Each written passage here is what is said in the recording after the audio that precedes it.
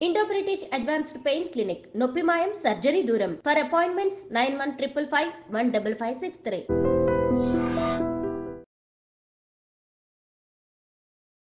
నమస్తే, welcome to I dream inside politics with Kavitha.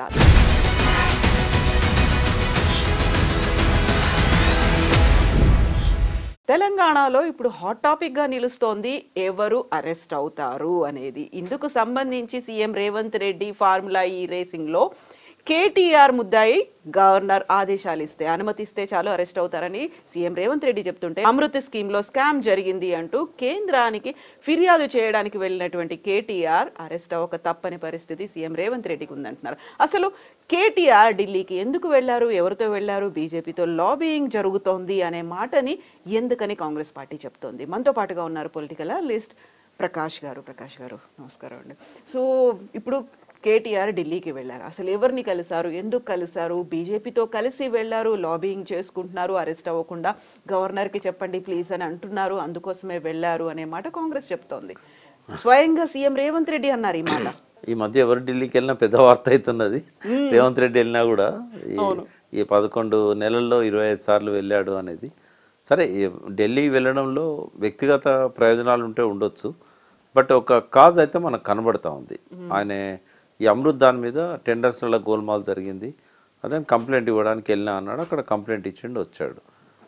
Arrest కాకుండా ఎన్ని రోజులు తప్పించుకుంటాడు? ఒకవేళ నిజంగానే ఈ ప్రభుత్వం అరెస్ట్ చేయాలని చెప్పి కృత నిశ్చయంతో ఉందనుకుందాం, ఏమన్నా ప్రొసీజరల్ ల్యాప్సెస్ ఉన్నప్పుడు అరెస్ట్ చేయడానికి గవర్నర్ పర్మిషన్ ఇవ్వరు. ఎందుకంటే ఆయన ఇక ఇవాళ అసెంబ్లీలో ఎమ్మెల్యేగా, సీనియర్ ఎమ్మెల్యేగా ఉన్నాడు. ఇటువంటి వాళ్ళని అరెస్ట్ చేయాలంటే చాలా ప్రొసీజర్ ఉంటుంది. రెండవది ఏంటంటే, గతంలో సుప్రీంకోర్టు తీర్పులు, హైకోర్టు తీర్పులు ఉంటాయి, కొన్ని చట్టాలలో నిబంధనలు పర్మిట్ చేయవు, ఆర్టికల్ 17A అనేది ఉంటుంది, ఇవన్నీ ఉంటాయి. కాబట్టి గవర్నర్ దాన్ని స్టడీ చేస్తున్నాడేమో బహుశా. గవర్నర్ గారు కూడా ఒక మారుమూల త్రిపుర ప్రాంతం నుంచి వచ్చాడు ఇక్కడికి, అక్కడి వ్యక్తి అతను. సో కొంత లా కన్సల్టేషన్ అనేది ఎవరికైనా తప్పదు. గవర్నర్ అయినంత మాత్రాన పూర్తిగా రాజ్యాంగం మీద, చట్టాల మీద 100% గ్రిప్ ఉండదు. వాళ్ళు కన్సల్ట్ చేస్తారు, 15 రోజులు పట్టచ్చు, నెల రోజులు పట్టచ్చు. ఒకవేళ అరెస్ట్ చేయడం అనేది అవసరము, అలా లోపాలు కనబడుతున్నాయి, on the face of the రికార్డే తప్పులు ఉన్నాయి అని అనుకున్నప్పుడు విచారణ కోసం డెఫినెట్గా అరెస్ట్ చేయమని చెప్పి ఆదేశాలు ఇస్తారు. లేదా విచారణ చేసి మీకు ఏమన్నా సాక్ష్యాధారాలు ఉంటే అప్పుడు ఆలోచిద్దామని చెప్తారు. బట్ ఒక్కటి ఏంటంటే, ఈ ప్రభుత్వాలు కక్ష తీర్చుకునే వైపుగా, అంటే రేవంత్ రెడ్డి 10 ఏళ్ల కింద ఈ టీఆర్ఎస్ ప్రభుత్వం ఆయన అరెస్ట్ చేసింది, ఆయనకేమో రెడ్ హ్యాండెడ్గా ఎవిడెన్స్ ఉంది కాబట్టి ఆయన ఇప్పుడు అరెస్ట్ అయ్యాడు, ఓటుకున్నోటు కేసులో జైల్లో పోయాడు, చాలా రోజులు జైల్లో ఉన్నాడు, బయటకు వచ్చాడు. నన్ను అరెస్ట్ చేశారు అనే కక్ష కనుక ఆయన మనసులో పెట్టుకున్నట్టయితే అది కేస్ టు కేస్ డిఫరెంట్గా ఉంటుంది. కేటీఆర్ అట్లా మీకు రెడ్ హ్యాండెడ్గా దొరికిండు అనుకోండి, అరెస్ట్ చేసుకోవచ్చు, ఎవరు వద్దంటున్నారు. బట్ ఇందులో అటువంటి ఇది కనబడతలేదు. హెచ్ఎండిఏ అనేది ఒక ఏజెన్సీ, ఆయన senior IAS officer Arvind Kumar ఆయన నోట్ రాశాడు, ఆ నోట్ చూసి నేను సంతకం పెట్టాను, నాకు ఆ పవర్స్ ఉన్నాయి అని ఆయన అంటున్నాడు. పవర్స్ ఉన్నాయా లేవా అనేది విచారణ అయితే జరగాలి. పవర్స్ లేకున్నా ఆయనే పెద్ద అమౌంట్ కదా, అంత అమౌంట్ ఆయన రిలీజ్ చేశాడు అని అంటే తప్పు అవుతుంది. ఆయన ప్రెస్ మీట్ నేను ఫాలో అయినాను, ఆయన చెప్పింది చాలా నీట్గా ఉన్నది, నాకు ఆ పవర్స్ ఉన్నాయి, క్యాబినెట్ నిర్ణయం అక్కర్లేదు, అటానమస్ కాబట్టి చైర్మన్గా సీఎం గారు ఉంటారు, వైస్ చైర్మన్కే ఈ పవర్స్ ఉంటాయి. అదేమి మాటపూర్వకంగా జరగలేదు, రాతపూర్వకంగా జరిగింది. అరవింద్ గారు నోట్ పెట్టారు, ఆయన ప్రిన్సిపల్ సెక్రటరీ, ఆయన నోట్ పెట్టాడు, నేను కన్సిడర్ చేశాను. ఒక హైదరాబాద్ యొక్క కీర్తి ప్రతిష్టలు పెంచడానికి చేసిందే అది, కాబట్టి నేనేం తప్పు చేయలేదు. రెండో దానిలో కరప్షన్కి అవకాశం లేదు. ఆ డబ్బు ఏమో మా ఇంటికి వచ్చింది కాదు, మేము సంతకం పెట్టడం వల్ల అధికార దుర్వినియోగం ఏం జరగలేదు, అవినీతి కూడా అక్కడ ఆస్కారం లేదు అని చెప్పి ఆయన ఎక్స్ప్లెనేషన్ ఇచ్చుకున్నాడు. గవర్నర్ గారు దాని మీద ఏదైతే ఇప్పటిదాకా ఉన్న సాక్ష్యాధారాలు ఉన్నాయో, గవర్నమెంట్ ఏదైతే నోటు పెట్టిందో పరిశీలించిన తర్వాత చట్ట ప్రకారం నిబంధనలు కనుక పర్మిట్ చేసినట్టయితే అరెస్ట్ చేయడానికి ఆయన ఆదేశాలు ఇస్తాడు. బట్ నాకు అనిపిస్తుంది ఏంటంటే, ఇదంతా ఒక పబ్లిసిటీ స్టంటే తప్ప ఆయన అరెస్ట్ అయ్యేది ఉండదు, వీళ్ళు అరెస్ట్ చేసేది ఉండదు. ఒకవేళ అట్లా ప్రతి డిసిషన్ను క్వశ్చన్ చేసి అరెస్ట్ చేయాలంటే 100 కేసులు పెట్టవచ్చు. కానీ అట్లా ఏ ప్రభుత్వం చేయదు, ఏ ప్రతిపక్ష పార్టీ చేయదు. అయితే ఇక్కడ సీఎం రేవంత్ రెడ్డి ఢిల్లీలో అన్నటువంటి ఒక మాట, కేటీఆర్ ఢిల్లీకి వచ్చారు, వస్తూ వస్తూ గవర్నర్ని కూడా పిలిపించుకున్నారు, అనుమతి ఇవ్వకుండా అడ్డుపడడానికే ఇలాంటి చర్యలు, లాబింగ్ అనేది జరుగుతుంది అనేది. కేటీఆర్ పిలిస్తే గవర్నర్ వస్తారమ్మా? కేటీఆర్ ఇవాళ కేంద్రంతో చెప్పుంటారు, వాళ్ళు పిలుస్తున్నారు, ఇద్దరి మధ్యలో ఫ్రెండ్షిప్ అనేది కుదిరింది అని. యాక్చువల్గా ఫ్రెండ్షిప్ కాంగ్రెస్ కును బీజేపీకే దగ్గరగా ఉంది ఇక్కడ. అంటే కాంగ్రెస్ అంటే పార్టీగా కాదు, రేవంత్ రెడ్డి గారికి మంచి సత్సంబంధాలు ఉన్నాయి. మొన్ననే చూసాం కదా మనం, హోమ్ మినిస్టర్స్ మీటింగ్ పెడితే మీటింగ్ అయిపోయినాక వచ్చేయాలి కదా. అమిత్ షా ఇంటికి పోయి ఏకాంతంగా 15 నిమిషాలు ఎందుకు మాట్లాడాలి? ఎప్పుడు బట్టి నెంబర్ పెట్టుకుపోయేటోడు, లేదా ఉత్తమం తీసుకుపోయేటోడు, ఎందుకు పోయిండు ఆయన ఒక్కడే? అది కూడా వాళ్ళ రెవెన్యూ మినిస్టర్ మీద ఈడీ దాడి జరిగిన తర్వాత ఎందుకు పోవాలి? అంటే ఇటువంటి అన్ని రేవంత్ రెడ్డి మీద అనుమానాలకు తావిస్తున్నాయి తప్ప, కేటీఆర్కు మొదటి నుంచి కూడా కేటీఆర్, కేసీఆర్ బీజేపీకి అగెనిస్ట్గా ఉన్నారు. వాళ్ళు అగెనిస్ట్గా ఉన్నారు కాబట్టే కదా కవిత మీద ఈ కేసులు ఇవన్నీ కూడా. కాబట్టి నాకు తెలిసి బీజేపీ సపోర్ట్ వాళ్ళు తీసుకోలేరు, వీళ్ళు అడిగినా కూడా బీజేపీ సపోర్ట్ ఇవ్వదు. ఆయన ఢిల్లీ పోయినంత మాత్రాన అదే యాదృచ్ఛికంగా గవర్నర్ పోవడం, ఆయన పిలిపించుకున్నారని చెప్పి ఆరోపణ చేయడం అనేది కరెక్ట్ కాదు. ఒక రాజ్యాంగ స్థానంలో ఉన్న ఒక గొప్ప వ్యక్తి, ప్రథమ పౌరుడు గవర్నర్ మనకు, అటువంటి వ్యక్తి మీద ఇటువంటి ఆరోపణలు చేయడం కూడా అది సీఎంకే కాదు, ఆ పార్టీ నాయకులకు కూడా మంచిది కాదు. అది ఆయన అవమానించడమే కదా. అది ఈయన పోయి పిలిపిస్తే ఆయన వేయండంటే అది ఆయన మీద బురదలడం కదా, తప్పదు. అట్లాంటి మాటలు మాట్లాడకూడదు. రెండవది, కేటీఆర్ ఒకవేళ ఫేస్ చేయడానికి సిద్ధంగా ఉన్నానని ప్రకటించాడు. ఈవెన్ జైలు పోతే ఏం చేస్తారంటే వ్యాయామం చేస్తా, యోగా చేసుకుంటా. They are well prepared. ఒకట మరి రాజకీయంగా ఏదన్నా ఒక పదవిలో ఉన్నాము అని అంటే ఏ రోజైనా చెరసాల తప్పదు అని అనుకోవాల్సిందే. కాబట్టి వాళ్ళు మెంటల్గా ప్రిపేర్ అయి ఉన్నారు, ఏం జరిగినా జరగవచ్చు. కాబట్టి ఇవన్నీ ఏంటంటే పబ్లిక్లో ఒక సెన్సేషన్ క్రియేట్ చేయడానికి పనికొస్తాయి, మీడియా అటెన్షన్ తీసుకోవడానికి పనికొస్తాయి తప్ప నిజంగా నాకు తెలిసి అయితే అరెస్ట్ చేయడం జరగదు, అరెస్ట్ చేయాలనే తలంపు కూడా ఉండదు. కేటీఆర్ కూడా ఒక మాట అన్నారు, అమృత్ స్కీమ్కి సంబంధించి స్కామ్ జరిగింది, జార్ఖండ్లో హేమంత్ సోరెన్ ఎలా అయితే అరెస్ట్ అయ్యారో అలా రేవంత్ రెడ్డి కూడా అరెస్ట్ అవుతారు అనే మాట. అంటే స్కాములు జరుగుతాయి. ఒకటి, స్కాములు జరిగినప్పుడు ఆధారాలు దొరకడం కష్టం. చాలా మెచ్యూర్డ్ ఉంటారు ఈ విషయంలో. ఐఏఎస్ ఆఫీసర్స్ని అడుగుతారు, ఇది చేస్తే మనకేమన్నా ఇబ్బంది అవుతుందా, ఇదేమన్నా ఇల్లీగలా, దీన్ని దొరకకుండా చేయాలంటే కూడా ఏం చేయాలనేది కూడా వాళ్ళే చెప్తారు. లూప్ హోల్స్ కూడా ఉంటాయి. సోరెన్ ఏంటంటే బీజేపీకి అక్కడ హోల్డ్ కావాలి, ఎలక్షన్స్ వచ్చినాయి జార్ఖండ్, దాన్ని దృష్టిలో పెట్టుకొని ఆయన మీద అరెస్ట్ అనేది జరిగింది. స్కామ్ ఉన్నదా లేదా తర్వాత విషయం. అక్కడ బీజేపీని బలోపేతం చేసే క్రమంలో తీసుకున్న డిసిషన్ అది. ఒకవేళ ఇక్కడ స్కామ్ ఉన్నా కూడా ఇమ్మీడియట్గా రేవంత్ రెడ్డికి వచ్చిన ప్రమాదం ఏం లేదు. ఆ స్కామ్ పెట్టి వెంటనే అరెస్ట్ చేయడం కానీ ఇట్లాంటిది కానీ ఏమీ జరగదు. ఎందుకంటే అంత దూరం కాలే వాళ్ళ సంబంధాలు. నేను ఇంకొక కోణం చెప్తాను.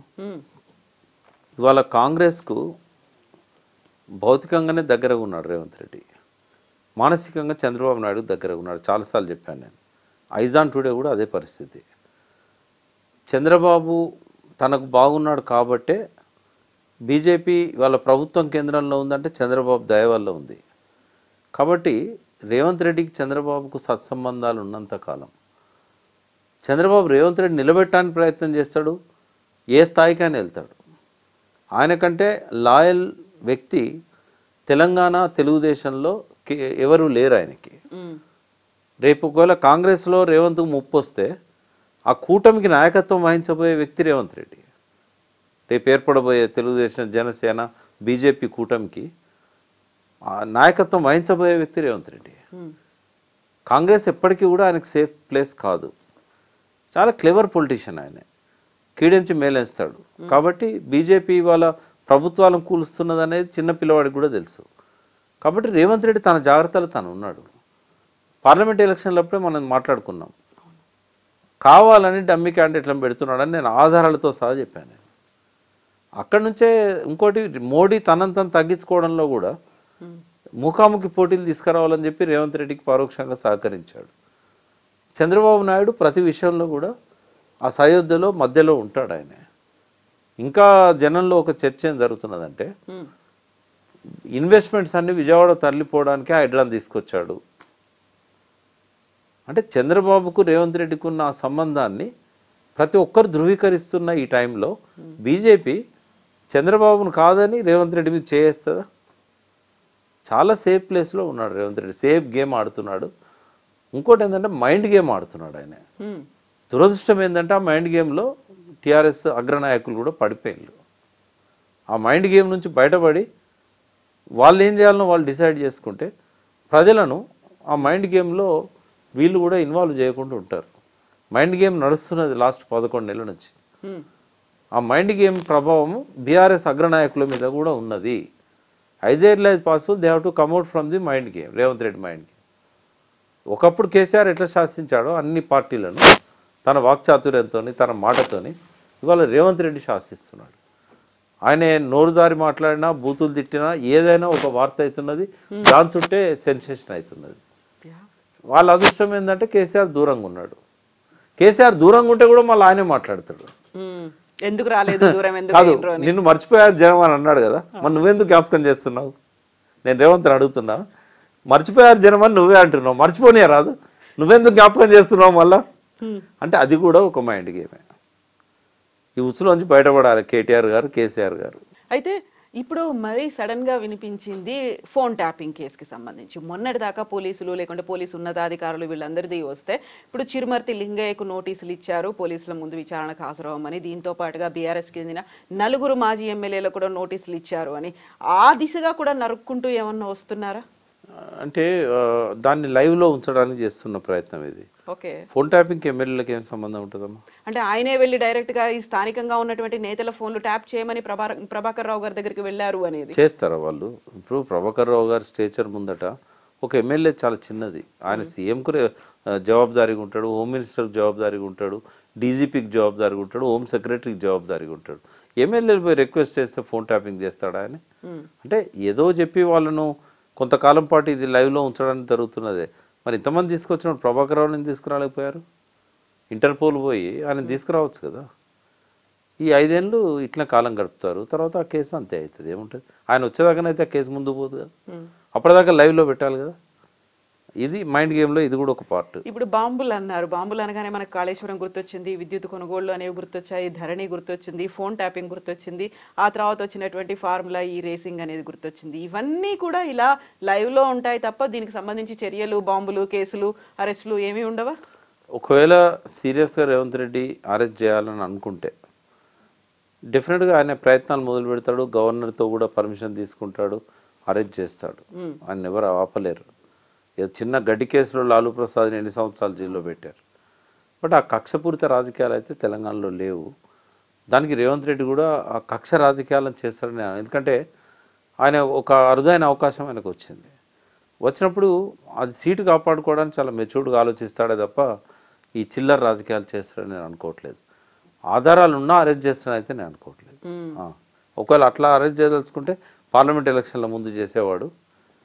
ఇంకా స్వీపింగ్ ఆయనకు 8 సీట్ల బదులు 14 వచ్చేటి. అయితే ఇప్పుడు మనకి ఎన్నికలు అనేవి ఇంకా 4 ఏళ్ళు ఉన్నాయి కాబట్టి ఒకవేళ జమిలియా వస్తే తెలియదు, కానీ అప్పటిదాకా వేచి చూసి కరెక్ట్గా ఎలక్షన్స్ ముందైనా ఏమైనా ప్లాన్ ఉంటుందా? ఇవన్నీ ఒకటి ఏంటంటే తన వైఫల్యాలను ప్రజల దృష్టి నుంచి పక్కదారి పట్టారు. డైవర్షన్ పాలిటిక్స్ అనేది మనకు రెగ్యులర్గా వినబడుతున్న మాట. హరీష్ రావు గారు అయితే రోజు మాట్లాడతాడు. అంటే ఈ డైవర్షన్ పాలిటిక్స్లో ఇవన్నీ భాగం. ఇప్పుడిప్పుడే ఎలక్షన్స్ ఏం రావు కాబట్టి ఇప్పుడు అరెస్ట్ చేసేది ఉండదు, ఇవన్నీ ఏముండదు. కానీ అమ్మ పులి అన్నట్టుగా ఒక భయము, ఒక బుసకొట్టుడు కరవది, బుస కొడుతుంది. ఇట్లాంటిదంతా మైండ్ గేమ్లో భాగం అవుతుంది. ఈ డైవర్షన్ పాలిటిక్స్ అనేది మైండ్ గేమ్. ఇది జరుగుతున్నది. ఏ బాంబుల గురించి ఎవరు మంత్రి మాట్లాడినా, లేకుంటే ఎక్కడ ఎవరి మీద ఆరోపణలు చేసినా దాని వెనకాల ఉన్నది మైండ్ గేమే తప్ప రియల్ గేమ్ కాదు. ఎస్ ప్రకాష్ గారు, థ్యాంక్ యూ సో మచ్ అండి. Thank you.